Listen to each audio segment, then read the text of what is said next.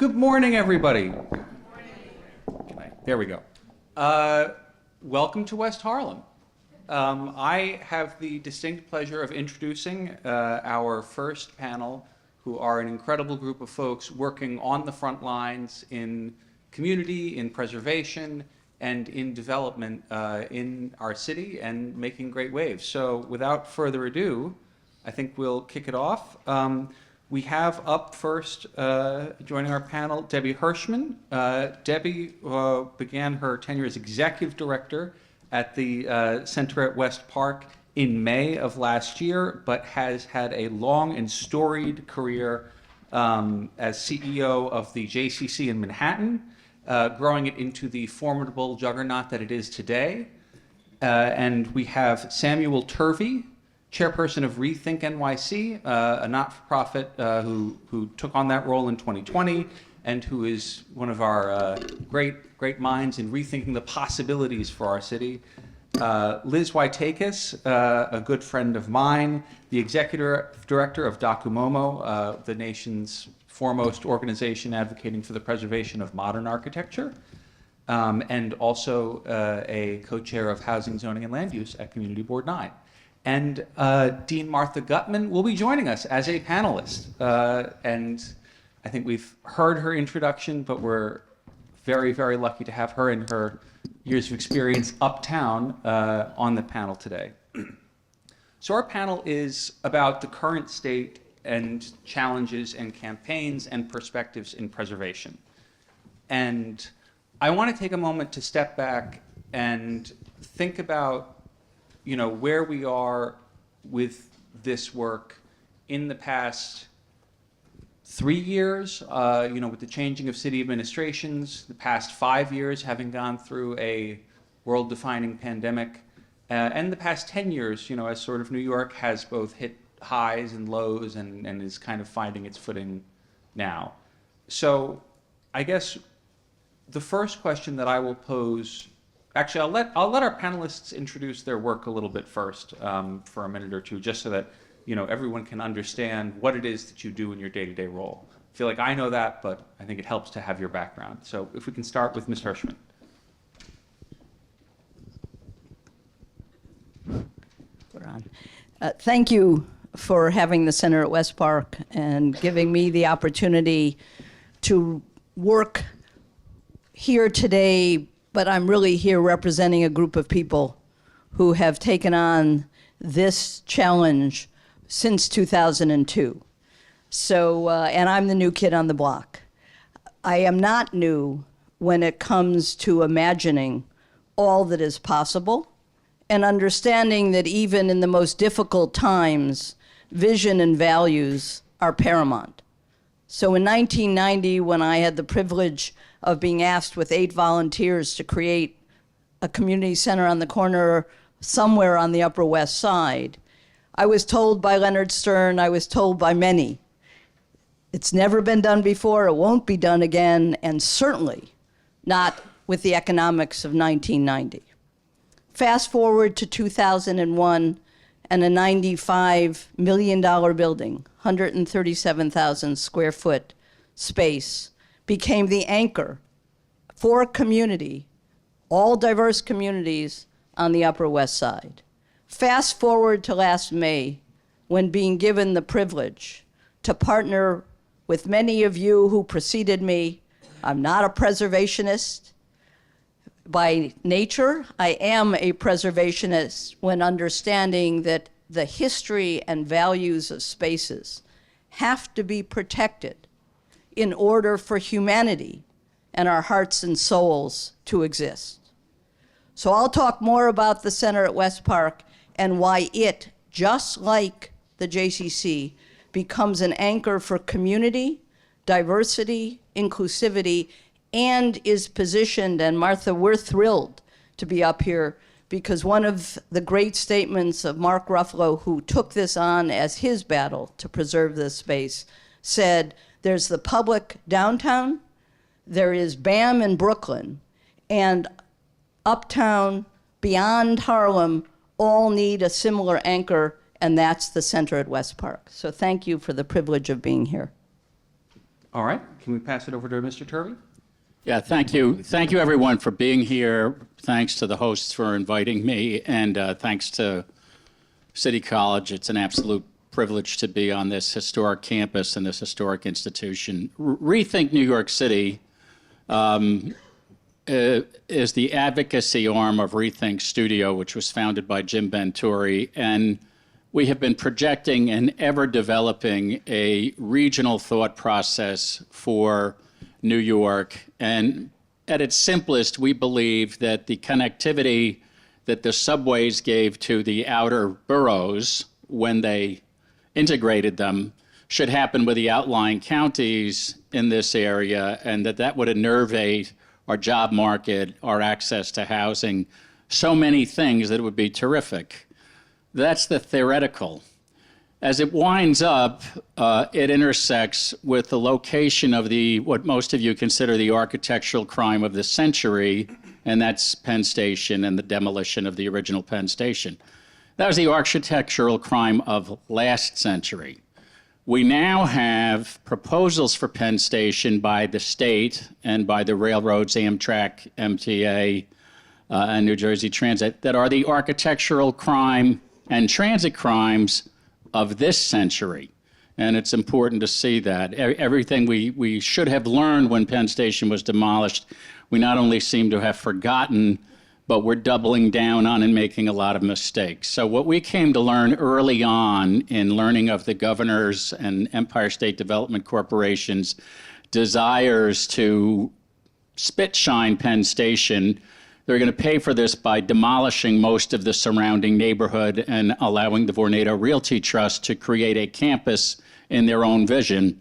And we'll get into it a little later, and I do have a handout, which I encourage some of you to get during the breaks, that shows you there's actually a tremendous amount of architecture in that neighborhood that is still standing, and it saddens all of us to see what may happen to it. And most assuredly, I don't think any of us wanted to see the Hotel Pennsylvania become tennis courts. I'll close by saying I'm not just Rethink New York City. I'm part of an Empire Station Coalition, which is a group of 15 civic groups, think tanks, neighborhood associations. Some of my colleagues are here, partners in solving the architectural crime of this century. Leila Logisico from Community Board 5 and a journalist has been at this longer and more feverishly than I have. George Calderaro from the 29th Street Neighborhood Association is back there. But we really feel and have proposals where you could streamline and modernize transit at Penn Station with no need to demolish the surrounding neighborhood.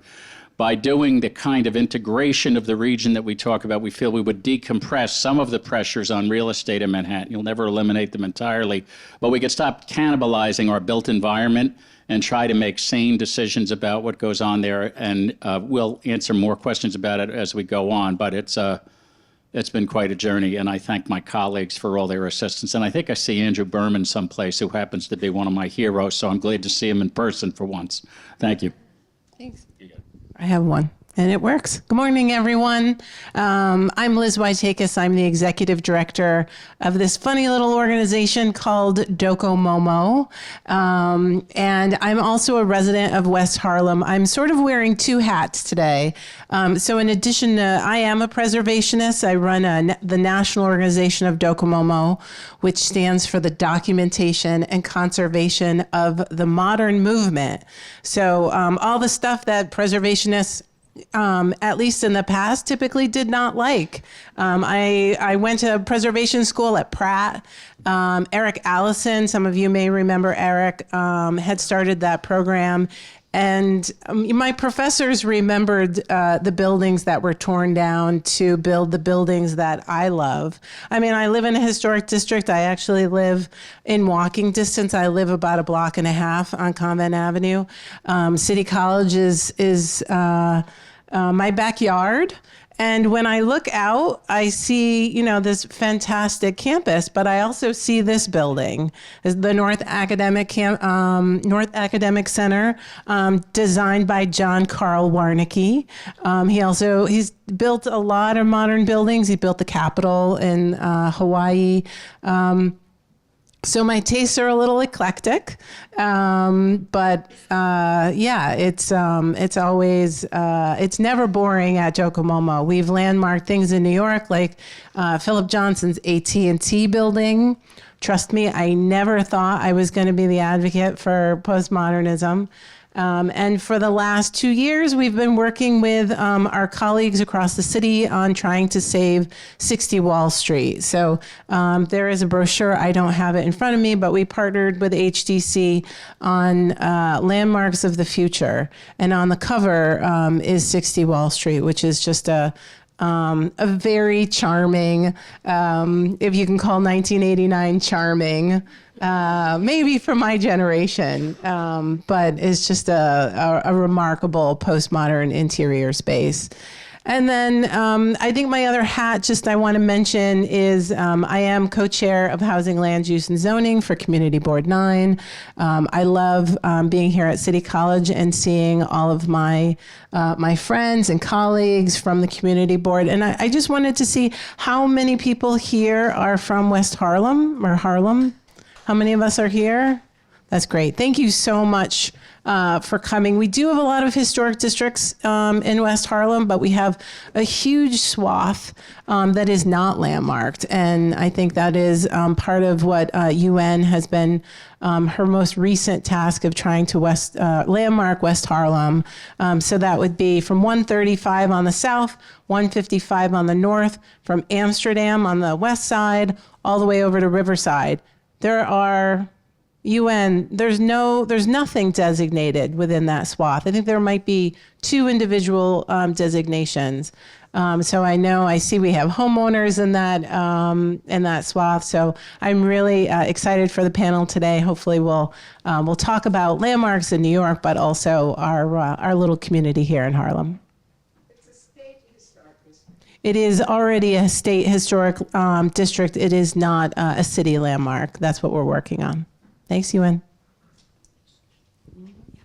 So, hi, everybody again. Nice to talk to you, speak with you again. And I have to say, I think I'm a busy person, and I hear what my colleagues on this panel, all the organizations they're involved in, and I wonder where you find the time to sleep. So thank you all for your service. So I too am a resident of this neighborhood. I live in the neighborhood. I walk to work. I live in a building that Andrew wrote the description of. So I'm very live in a building that I own. So I'm a homeowner as well as a member of this august community, this august institution. So I'm here in this seat to try to give you a brief overview of the work of the JMBC Center, the J. Max Bond Center for the Urban Futures. The director, Sean Rickenbacker, sends regrets. He's unable to make it this morning. And so the Bond Center, under Professor Rickenbacker's able leadership, has been working to rebuild ties to the Harlem community as an advocate for preservation and community assistance that were severed under a previous director, I think, unfortunately. And I support Professor Rickenbacker's intention to rebuild them. And so we are working with community folks, particularly in the Bronx and in northern Manhattan, to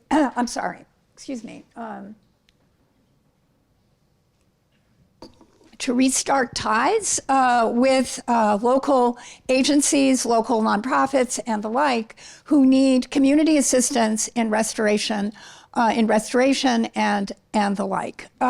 This is a vision for the future. It isn't something that we're in place now. There are 2 people running the Bond Center, Professor Rickenbacker and the assistant, whom I convinced the provost to let me hire for him. A person named Lizzie McWillie, who's a native New Yorker, but had work in Texas working for a similar kind of organization. And so that's the hope and that's the aspiration, that the doors of the center, which open onto, which the center is located on the first floor of the Spitzer School of Architecture, and the doors open directly into the public realm in order to facilitate that kind of connection. And so what I would like to say to you is, please stay tuned for more news as we as we rejigger and rethink and reimagine the Bond Center to be a community design center of service to members of this community. Okay, so that's Thank you very much, everyone. So I'm going to, so the remainder of the panel, I'm going to throw some questions out there. The panel is going to focus on what are we facing today in this city, and where does preservation fit amongst all of the competing city, state, and community objectives. And I'm going to start, I'm just going to mention, we are in a city right now that is seeing some of the most pro-development stances taken by many elected officials in a long time. We have massive citywide text amendments moving through the ULURP process. And we have big generational infrastructure challenges that are being confronted and hopefully funded and undertaken. And so we're at a moment in time where there's a lot going on. And so what does it look like from the perspectives of the academy, of advocates, of think tanks and visionaries? What campaigns are you seeing, and what that are exciting or interesting, and what are the obstacles or opportunities that they're facing in this moment? Go ahead. I think your framing is really helpful, because I think that opportunities are many.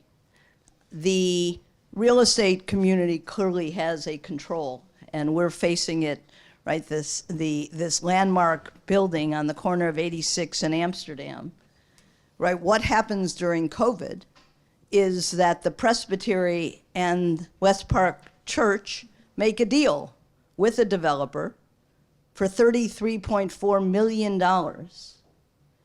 to produce a demolished landmark. In order to produce a demolished landmark, you have to reflect hardship.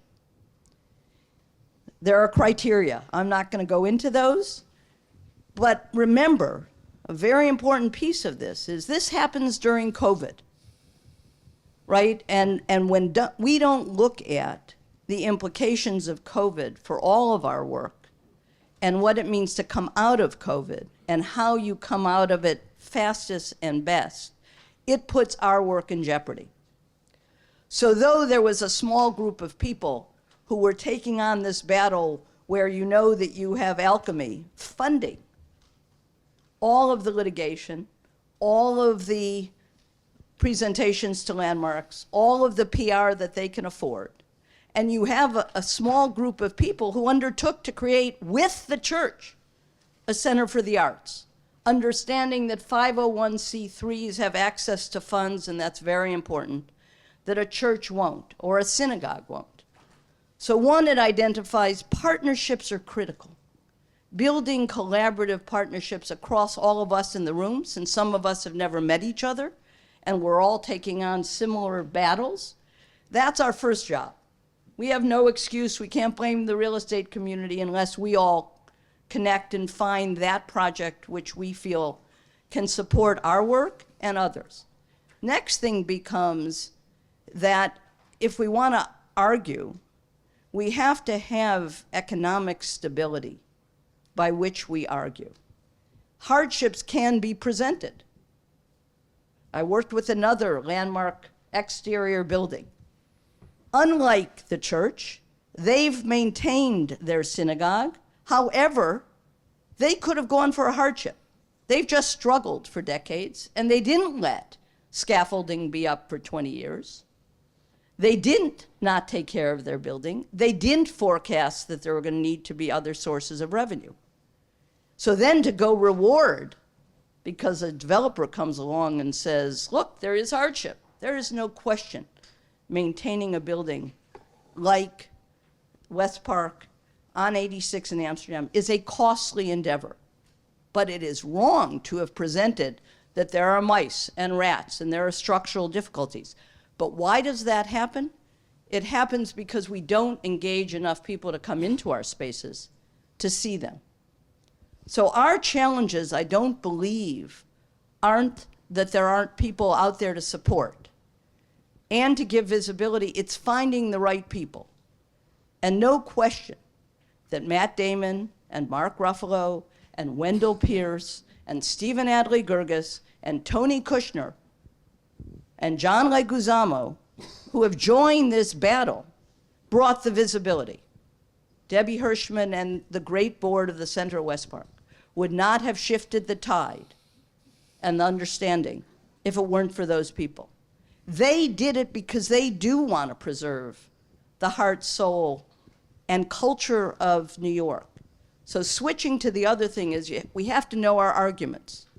So the real estate community is fundamental to the economics of our city. So too is arts and culture. And if we don't forecast, as Mark and others are doing, that they couldn't have come to New York were it not for community-based art centers. When we work with artists who can afford $30 an hour or $90 an hour, and that all accumulates, we now have earned revenues of over $300,000. That didn't exist during COVID, when the arguments were made that there's no renters. Well, of course there's no renters, it's COVID. There are no renters in commercial buildings. But perception becomes much harder to change than reality. Our job is to unify our vision and values with an economic model that can function beyond getting through the battle, and to build community and coalitions that allow this future to build on the history. Absent those three components, and I've had the privilege, and that's what the JCC did, and that's what we're doing now, to say you have to integrate program, community, financial resources, and a diversified portfolio of economics to take on the battles of real estate and everything else you're facing. So thank you. So, Sam, you know a lot about battles of real estate and what you're facing when it comes to Penn Station and the surrounding area. What is your view from the ground, or from, you know, the distance and the perspective that the state sometimes appears not to have? And what has the interface been like in this current challenging campaign to do Penn Station right? Well, I would say it has changed with the passage of time, and the passage of time probably has helped us a little bit in a couple of ways. The Penn Station plan was being incubated, but largely launched just as COVID was taking wing, and Andrew Cuomo became the most popular governor in the country, and there were Cuomo-sexuals. And no surprise, he is a bully.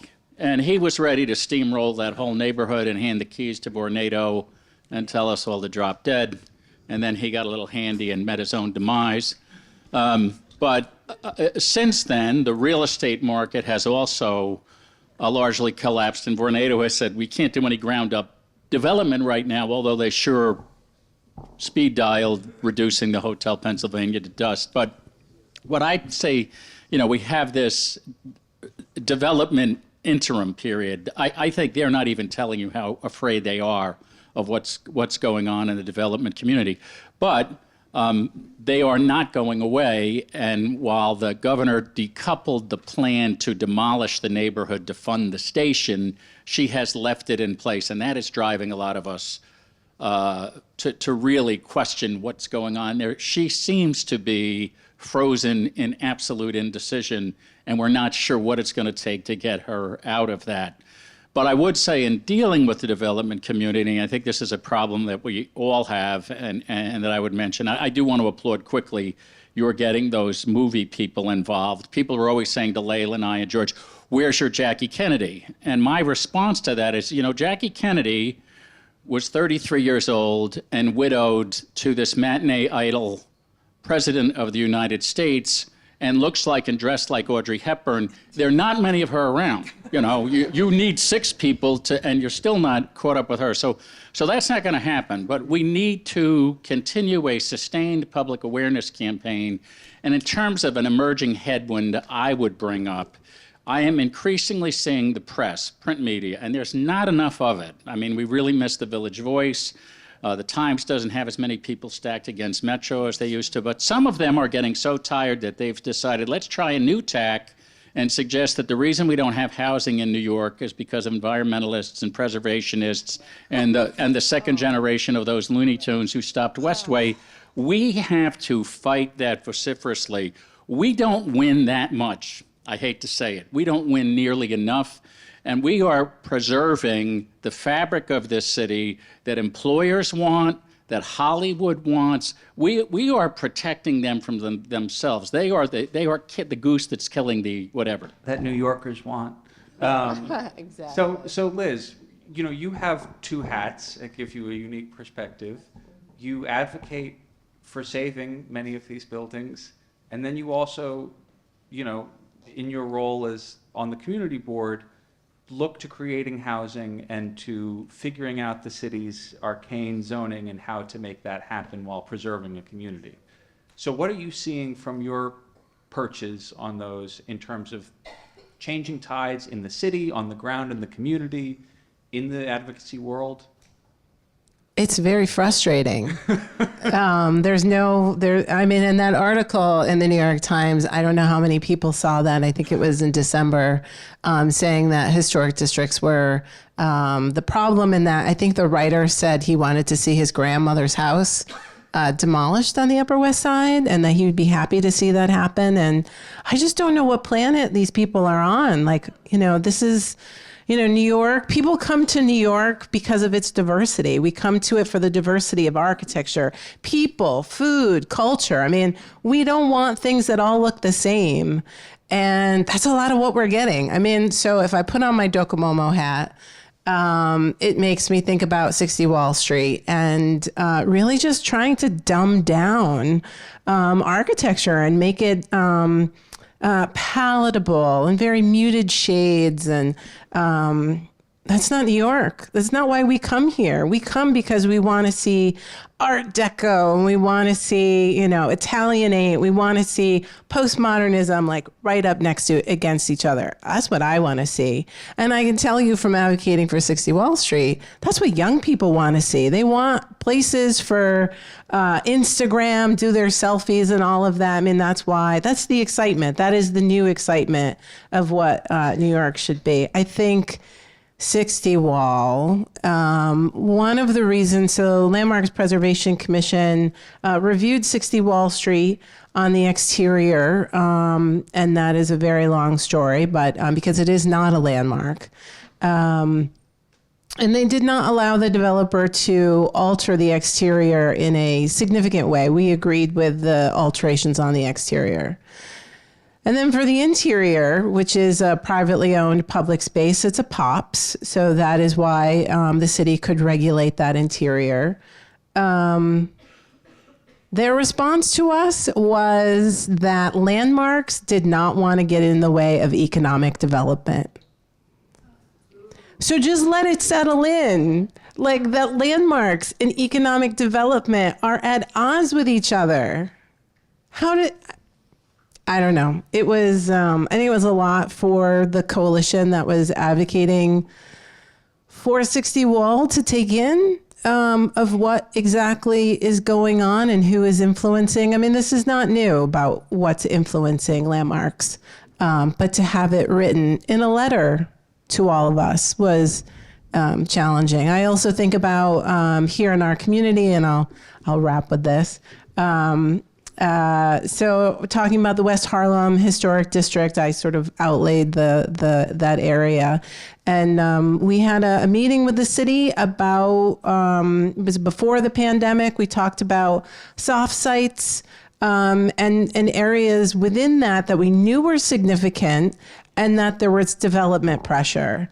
And Landmark said, well, if you have a little area that a developer wants to demolish and that those are historic, let us know. And so we did. And they did nothing. So this is the corner of Riverside Drive and 142nd Street. We have an intact row there's probably maybe 14 row houses, turn of the century. I have photographs of them putting in Riverside Drive and the houses. I lived in one. And the city did nothing. They said, They're altered. Some of them are altered. The ones they've demolished were not altered. And that there are other examples from those designers, and we're not going to do anything. And so now we have a developer who made a proposal before the buildings came down to get an upzoning to put a 17-story tower on the corner of Riverside Drive and 142nd Street. Community Board 9 said no. We said no. Mark Levine even said no. And they tore it down anyway. So people come up to me and say, oh, what are they going to do there? I heard they're going to put up a 17-story tower. And I just want to say good luck with that. There's no appetite in this community for that. But I do worry, knowing what's happening with the city, that it's going to happen anyway. But before, raise your hand here if you're from Manhattan or live in Manhattan. Okay, so we're a little blinkered. I include myself in that. We know this borough and we love it. I assume we love it. But Manhattan has 7 to 9% of this city's land. And I don't know, so there's a lot of talk about real estate, about housing, about economics, about the housing shortage that we're in. 46% of the residentially zoned land in this city, which is all outside of Manhattan, is zoned for essentially single-family housing with front yards, rear yards, and side yards. Isn't it amazing that DCP and developers never say, well, they have to address it. We're arguing over 6 FAR. Should we lift the 12 FAR cap, which would only benefit extremely large developers? No one's talking about lifting the FAR from 0.25 to 1 in 46% of the city's land and allowing someone to build a duplex or an ADU. And we'll see what the City of Yes Housing comes up with. But Dean Gutman, I wanted to hear your perspective from the Academy's point of view. Where are we in preservation and its challenges and its opportunities? Sure. Thank you. Thank you for that. Can you hear me? Yeah. Okay, great. So I just wanted to answer, first off, that comment that you made about changing the FAR in the outer boroughs. I think Emily Badger from the New York Times gave the Lewis Mumford lecture last year, and she made 2 points about the way in which we can begin to solve the housing crisis in the city. One is to adjust parking requirements, and the other is to permit ADUs. And if this were to happen, there would be a transformation in the real estate economics of the outer boroughs. I would also add to that, and I think Emily would agree with me, adding surface level rapid transit by either light rail or through buses. So there's a lot of interest in that among folks. But to come back to the question about where we stand with regard to preservation and from the perspective of the Academy, I just would like to pick up on the comment about collaboration and to say that there's come to us, ask to work with us, because here at Spitzer, I think here at Columbia, at Pratt, wherever, there's enormous interest in the student body and among the design faculty who at Spitzer are not necessarily preservationists, but architects, landscape architects and urban designers who are thinking about community-based preservation as part of their project, as part of their mentality, as part of what they want to achieve in instilling an ethos in students. And I say instilling, the students come to school with that in mind. And part of this has to do with the climate crisis, that the thought of destruction as a method, or clearance as a method, aside from all of the historic wrongs we know that it came with, including on this campus. And just as a side, we would have a really hard time here trying to designate this building as a landmark. That would be a hard sell, although I can understand why we might want to. But, right. Maybe we can talk about that. But just to say, there is that interest, and there are, I would say, every semester, or certainly every year, in the advanced studios at Spitzer, both undergrad and grad, studios that are based on the principle of adaptive reuse and repurposing, studios that start with thinking about the landscape, the urban landscape as it is, and what can be done to work with buildings as they stand, And by the way, our architecture school is an example of adaptive reuse because our building was built as the Cohen Library in the 1950s, and it was changed and adapted and used over the years. So that interest is there. And I just would offer one other, I think, pretty powerful example of what collaboration can offer. So Professor Nandini Bakshi was quite interested in the District Health Center in the South Bronx that you took the preservation and renovation of that New Deal building as a subject for investigation within her studios, working with community partners. And in part, this had to do with the way in which that building was used as a health center in conjunction with the Young Lords health programs of the 1960s, 70s, and the like. And just fast forward to say that project she's now designing the renovation of that building in her studios. It's been in her own private practice. It's been advanced as a project. And I'm really thrilled to say that investigation started here. It started in a design studio, in an architecture studio, with an architect who shares the ethos that I think informs this group. So there's lots to the doors are open. Ms. Hirschman, you want to walk through a door?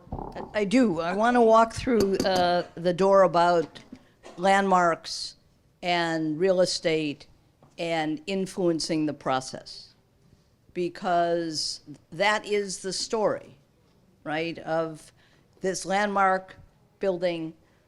History is clear. Joseph Papp began there. In God's love we deliver. The first gay marriages go back to civil rights being brought here. You can't find more history and why this building is landmark. And yet, until this tide turns last May, everyone said to me when I walked into the story, Debbie, you're ready to lose, right? I said, look, I am, because the values and the vision you've all supported for decades deserves to lose for. However, when people say, look, it's going to be a luxury building that's going to earn $255 million to a developer who's paying $33 million, that it's going to affect the housing crisis. And that's being put forth. And then someone who works in government said to me, because anytime you increase it, it affects those who can't afford luxury housing. And it's like, and when you just spoke, Barry, your point is amazing. Because when we look back to what has preserved families and neighborhoods, it is multi-homes where families, the grandparent and the parent and others live in that building. And knowing the demands on families today and childcare and trying to go to school and all the things, just imagine if we frame what happens to those people who can't afford Manhattan, can't afford a lot of feeding their families. You transform it with your model.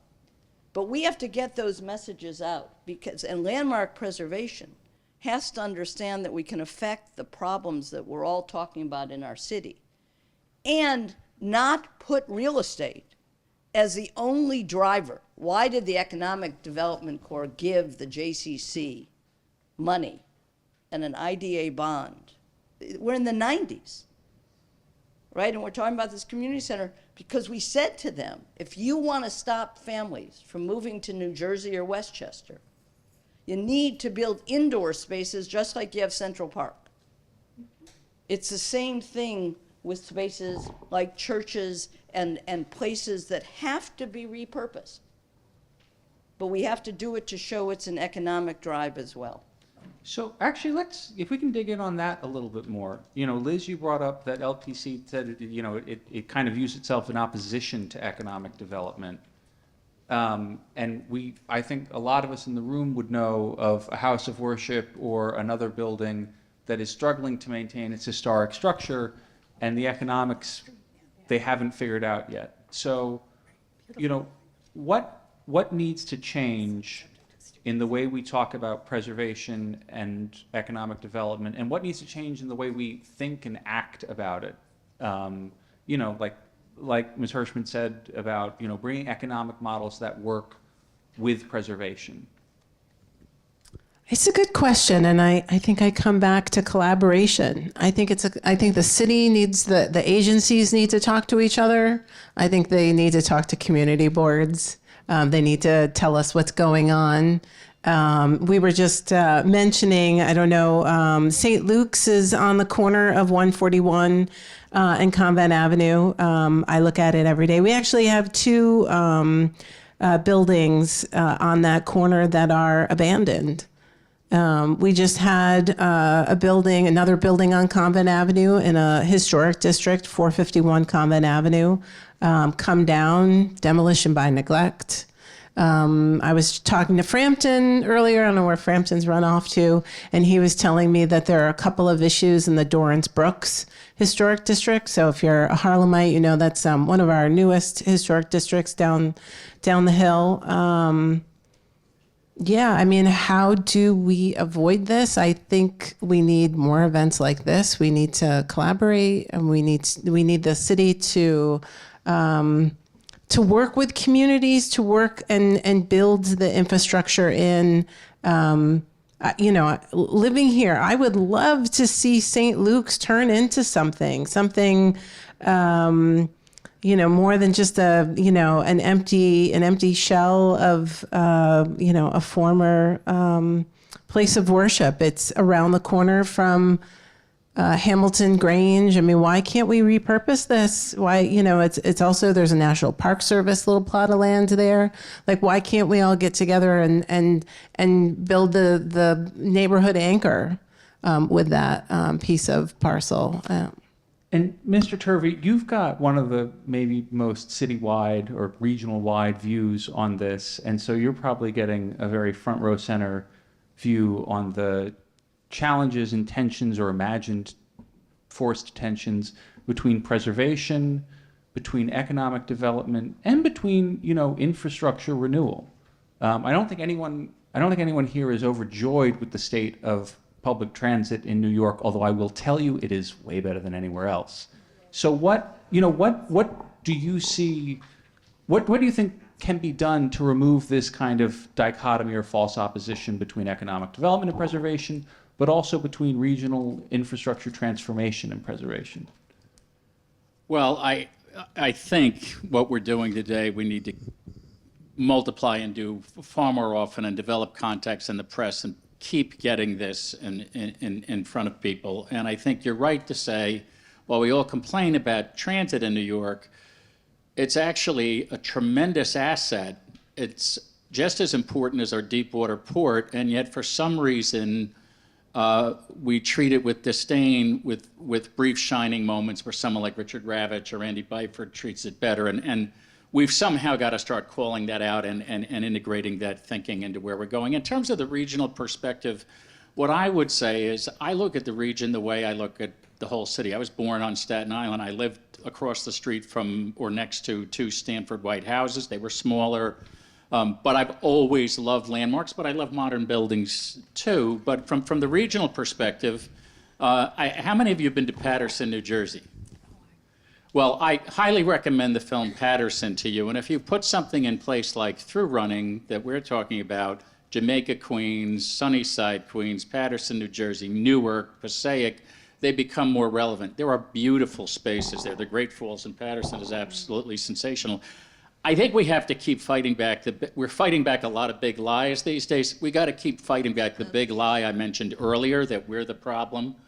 We are not the problem, and in the back of my tome where I talk about the buildings in the Penn Station area that they'd like to tear down by some of the most famous architects ever, I compare it to the Bryant Park neighborhood, where on the south side of Bryant Park you have some trophy, landmark-worthy buildings. You have two very large buildings up on the northwest corner, one by the Bank of America. I forget who the other one's by. It's by one of the tech companies. Salesforce. But we, I think, collectively love Bryant Park. We love that neighborhood. We love that diversity.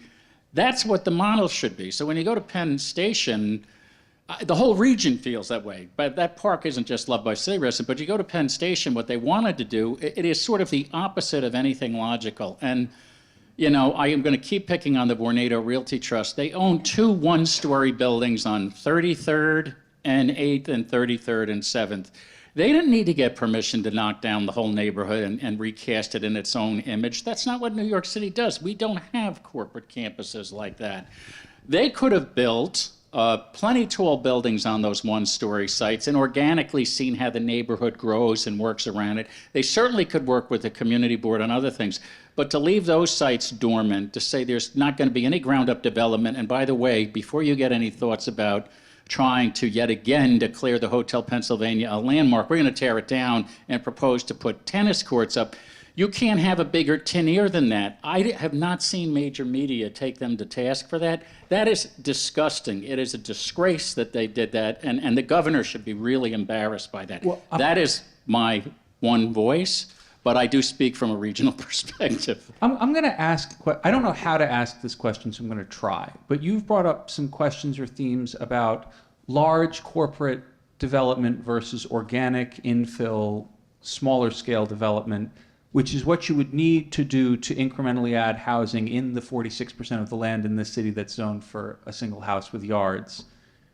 And in, I want to say, January of 2020, the Department of City Planning held a briefing where it reviewed the past decade's worth of data on housing and mobility. And one of the things that stuck with me is in terms of which regions were generating housing and jobs, New York had generated hundreds of thousands of new housing units and hundreds of thousands of jobs, and it had kind of kept pace with itself.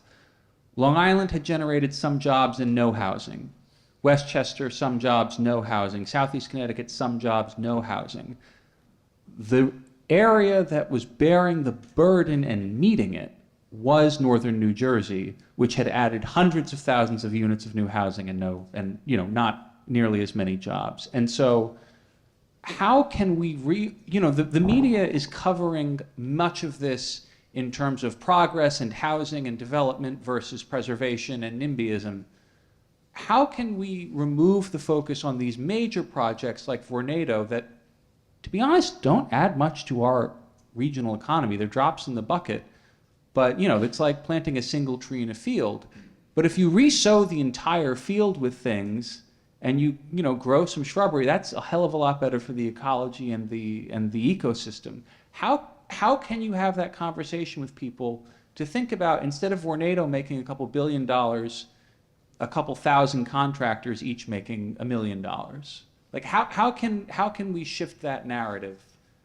See, I don't think it's the narrative, it's who's controlling the media, right? And we sort of have to go back there.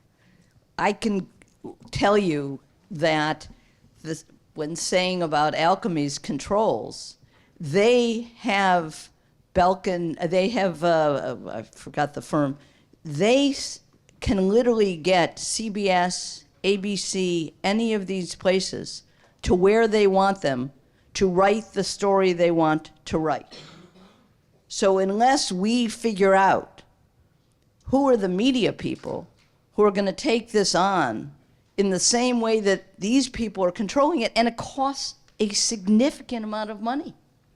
When we were potentially facing the vote that got announced that was going to take place on October 31st to determine whether it was going to be torn down or not, and we had to hire, quote, crisis PR, because we don't have the funds to hire PR people, it was $10,000. Well, how many entities in this room can afford PR on a monthly basis?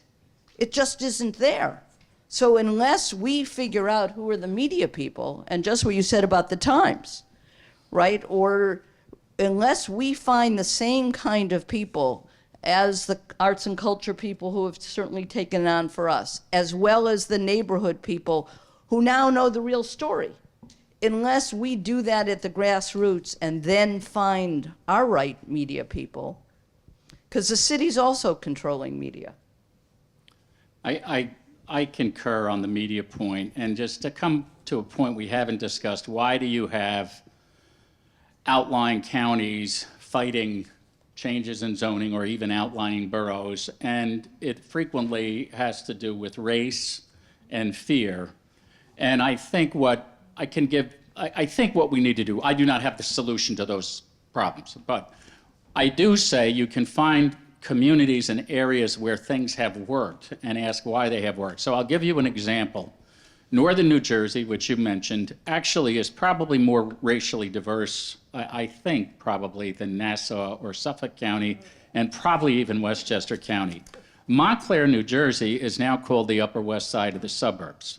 Montclair, New Jersey, was actually struggling for a while with race and other issues, but when the Midtown Direct opened, which started taking trains directly into Penn Station instead of into Hoboken, there was a rebirth in Montclair, and it is now one of the more successfully diverse communities you will find. There are communities like Maplewood, New Jersey. Now, all of them have their tensions and problems, but those are communities that, at a minimum, are trying, are frequently succeeding, and other people are saying, stay the hell out of here. We have to find ways to replicate that. Sometimes you need to lead with different kind of housing models to try to break the tie. I do think the governor was trying to move housing out into the suburban areas. And, you know, I mean, my father-in-law in his retirement years lived in South Orange, right on the railroad tracks. You'd say, who would want to live there? It was actually a very nice building. And the railroads didn't really bother anybody. There's boatloads of space where things can happen. It will take a lot to break those fear factors down, and we know there are people who manipulate those fears. But there are communities that are succeeding at this. We need to look at them and try like hell to replicate what their success is. The irony is because there's no Vornado that can make that much money from a lot of small-scale development as opposed to one big-scale development. No, there was no major ammunition or artillery backing up the governor on that push. And so, you know, she ran straight into the pitchforks and torches of the suburbs. But I just want to let everyone know we have 15 minutes left in the panel. And I guess I want to ask two questions. I wanted to ask both of them. I don't think we can get to them in 15 minutes. One is there a piece of technology that you think is going to be a big change in the world of preservation? And, you know, everyone's talking about AI, but it could be new materials in buildings that make it easier to restore, preserve, you know, CNC, stone cutting. It could be anything, whatever you think of. And the other is, if you could walk away from this conference with one productive piece of collaboration that you would want to do Monday morning, what would it be? Anyone can start. I know, I wanted to ask both of them, but. I'm gonna pass on your first one. But my family would say technology, my mother, I would not go there, but I'm sure there are others who can do that. I had written down your center, the Spitzer Center, right when you spoke. I believe that I've met people, and they all know that, and my board members will say, you will hear from her before Monday morning. It is what it takes, meaning I do know that, and I'll give the example that I haven't done yet, but people would say, you know, we've been fighting morning, noon, and night. Andrew Berman, who's here, who I've heard about and know what he's done, it's very important that I sit with him. So we have an obligation to leave here to act, which is the same thing we say to our communities. There has to be a call to action, and if each of us don't hold ourselves responsible as to what we've learned today, who we're picking up the phone to, even if it's just one. Also, you have all mentioned opportunities for fundraising. I just want to put that out. No one may have heard that, but I heard it. So also think about what might be possible from what you've heard from a fundraising perspective. We're looking forward to that phone call. Okay. So, just two comments actually, an answer to both questions. I think first off, broadly speaking, with regard to materials, we are in the midst of a climate crisis. We're seeing daffodils bloom in the beginning of March, right? Preservation and the movement to And the people who are advocating for important solutions on climate change go hand in hand. And I think that argument has to be made as strongly and profoundly and loudly as possible. Architecture firms now design buildings from cradle to grave, with cradle to grave programs, figuring out how materials can be used when the building eventually comes down. So there's not an antagonism there. There's an opportunity. That's an opportunity for collaboration. And there is huge, huge work, enormous work going on in materials science in relationship to embodied carbon. That's another big issue for us at Spitzer with regard to some of the faculty on our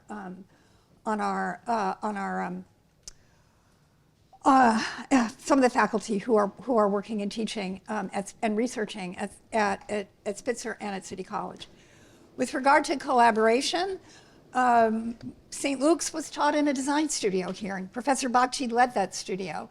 And there was one of the hiccups that happened in the execution of that studio was not what to do with the church, because churches, I believe, can be repurposed as the community centers that we all need for whatever purposes, for the arts, for community meetings, for daycare centers. They're capacious buildings. I personally do not believe they should be transformed into housing. I've seen examples of that, and I don't think they're particularly successful.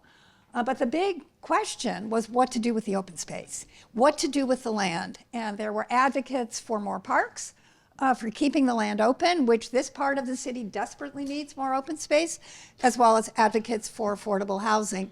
And those conflicts were irreconcilable in that studio. I don't believe they have to be, but that was where that conversation got, the answers kind of got flummoxed with regard to community engagement. So I think there's the small scale, like what do we do with these buildings? How do we deal with open space at the level of a city block, right? Not at the level of a grand plan or a regional plan like Sam is speaking about, but although those are also important considerations. And then there are the bigger alliances that can be built around causes that may have seemed antithetical to one another, but in fact are offering that are two sides of the same coin. The embodied carbon, the climate crisis it is the principal issue of our time, I believe. Yeah, and I think that'll be 2 phone calls on Monday morning, because I think we should revisit St. Luke's. I know for the community board and the community in general here, trying to find a solution there. I don't know if the congregation that owns St. Luke's is here today. I know that they have another historic church in Harlem, and both churches, dwindling congregations and dwindling money, and they couldn't keep both of them open. So that is the reason why St. Luke's is on the market to be sold. And they're actually good collaborators, I think, with the community board. They keep us up to date. I know some of you may know Angel Aon, who I believe is on the HDC board of directors. He has been working with them. And so maybe if we can come back to that studio and find a solution. That's really where my mind goes, is not on, although Docomomo US, the national organization, every year we have a theme. This year's theme, I know it's super sexy. It's suburban corporate campuses. This is my life. And it's not necessarily to say that all of these suburban corporate campuses, feel free to conjugate what that looks like in your mind. We're not saying they're all historic, but they're getting older. And I think it goes back to the climate crisis of what do we want to do with those, and getting communities to just think, a lot of what I do at Docomomo is getting the entire country to think about what to do with these. But I think for all of us here today, to your question, it's probably about what is the one building, one piece that we can all take away. I'm going to ask Sam to... I'll take 5 seconds before Q&A. What I'd like to do Monday, I would like you to pick up this in the other room. My email address is there. Please, if you're up for it, get on our mailing list. We have weekend editions. We have ruminations. I feel like a media source, but I want to make sure we all stay connected. And then I'll just close saying, Robert Kennedy, who I absolutely adore, his speech in South Africa about ripples of hope is what this is all about. And there are many ripples here. We just have to keep building that outgoing tide of what we do well. And I'm very proud to be here. And we'll have a great Q&A. And that's the former Senator, Robert Kennedy. So we have Q&A. I don't even think about that other guy. I'm gonna do the gentleman in the red scarf, and then Anita. Anyone else with a question? Gentleman or woman in the gray shirt, and then let's see where we are with time. Hello, my name is Juan Blanco. My background is in architecture, historic preservation, and urbanism. And I currently work with an energy firm in Houston that has adapted NASA technology for here on Earth. I say that because I made a proposal for the Bedford Union Armory that wasn't acted upon that would have created, apart from a micro energy station, which is absolutely necessary if one thinks back about the power outage in 2003 and Hurricane Sandy. But it's also something that is an intrinsic part of combining historic preservation with dealing with climate change. And it would have generated for that community $10 million a year in revenue. I'd like to say that in passing because I think stations like that could be located throughout many facilities in New York that would save them. And the project that I did for the Bedford Union Armory was also a preservation proposal. do you have but a I have a question. Yes, and it seems to me that it would be very useful to enable historic sites like these churches, which are very endangered, to have a source of revenue implicit in them continuing to exist. And that might be the ability to sell their air rights throughout New York City on a 10-year period. That would provide them with an income that is renewable, and it also, saves the property and makes the property valuable in that sense. Air rights bank. We've heard a lot about this over the decades. Anyone got a thought?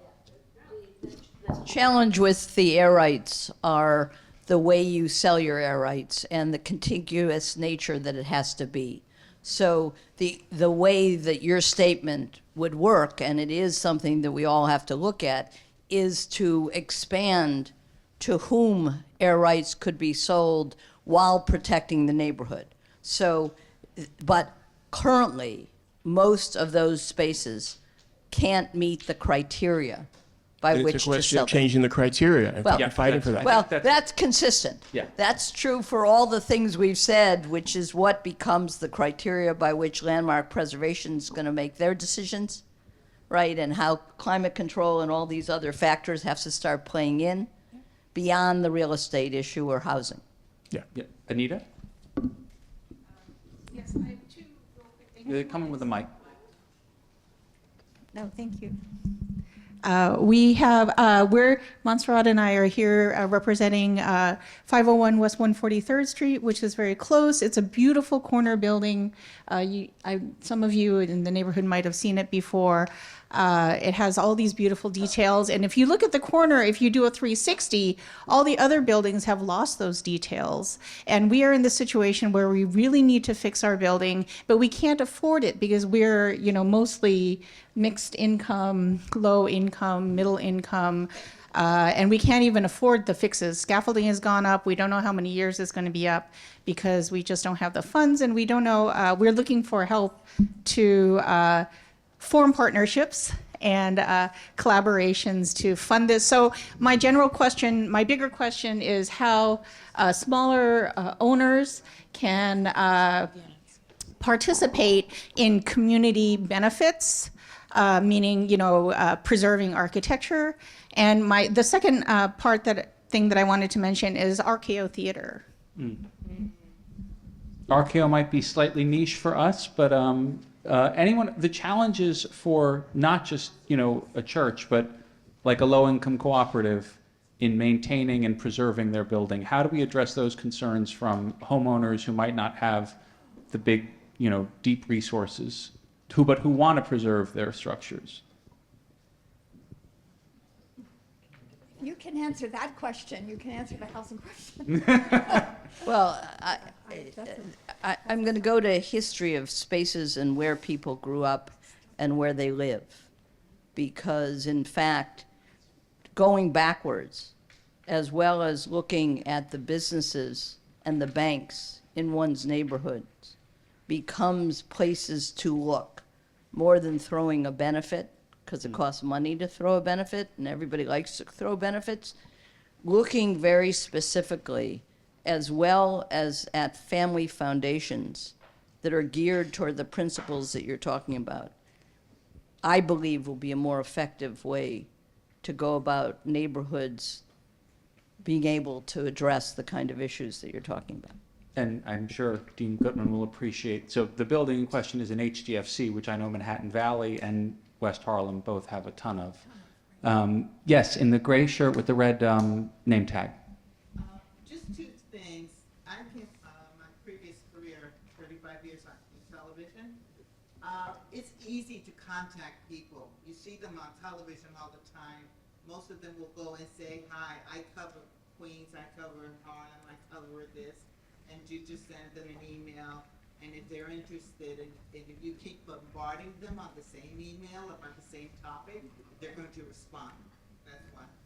And the other one is I'm complaining about the air rights, because on 70th Street, this, the synagogue sold the rights, and that building is so tall, it just screws up the entire neighborhood. On 103rd Street, the same thing. And the air rights that we got were like from all over. So, and I know that they were taken to court and they won at the lower level, and then at the second level, the appellate went and allowed that place to stay up there. And do they ever come to you with how much air rights, so that when the community board, when they approve a building, don't they come with the whole? The air rights are usually as of right, I'll just add. I can answer that question.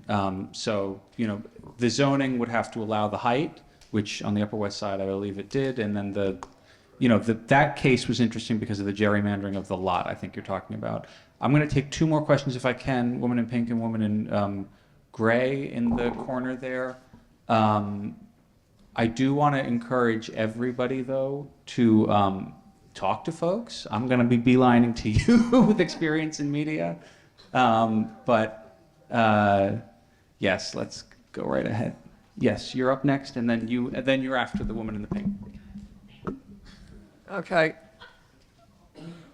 I was thinking about the churches. Why can't the churches actually rent these spaces out? They can have a residual income by renting out these spaces for whatever reason. You know, that would be a good idea. Like, they could become landlords and rent these spaces out instead of just leaving them vacant. They could become, universities can use the properties, you know. So, I mean, landlords make a lot of money. Churches can become a landlord business and and rent these spaces out and make a residual income, you know. And I think that's a good idea. I don't know why they don't think about that. All these churches could make a business out of becoming landlords. Anyone want to take the thought? I'll just tell you that architecturally, some of them are not very efficient from a rental standpoint. They'd have to be converted to some style use. I'm not trying to throw cold water on your question. Sometimes they can be, but my native borough, St. Peter's Church on Staten Island, which is right near the ferry, you'll see it has a real tall tower and really, really, really high ceilings. And maybe you could, I don't know what you could rent it out for. So it's a great idea. And then many of them have small graveyards next to them. And so it's easier said than done, I think. Yeah. I'm going to take the woman there. I think there's a lot also to have that conversation after, because it is a big topic. Yes. Hi, I'm located in the smallest point of the city in New York, Manhattan.